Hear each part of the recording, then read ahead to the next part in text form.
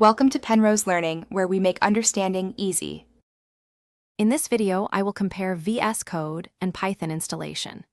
We'll explore the distinct advantages of each, helping you understand which setup best suits your programming journey.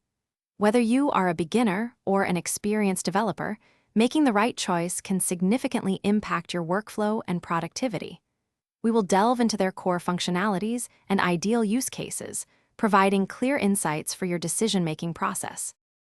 VS Code shines as a versatile code editor, offering a comprehensive suite of tools for Python development. With thousands of extensions available, you can customize your environment extensively, enhancing features like linting, auto-completion, and testing. Its integrated debugger is incredibly powerful, allowing you to step through code line by line. This makes it an ideal choice for complex projects and collaborative work, providing a seamless and efficient coding experience. A standalone Python installation, on the other hand, offers simplicity and direct control over the language interpreter. It is perfect for executing scripts, managing virtual environments, or deploying applications in server environments where a full-fledged IDE is unnecessary.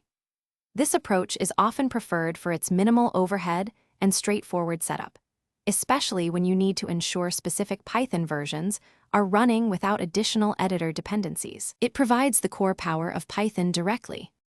Ultimately, the better choice depends entirely on your specific needs and project requirements. If you are working on larger projects, require robust debugging, or prefer an all-in-one development environment, VS Code is likely your best bet. However, for quick scripts, server-side tasks, or when you need a very lean setup, a standalone Python installation offers efficiency and directness.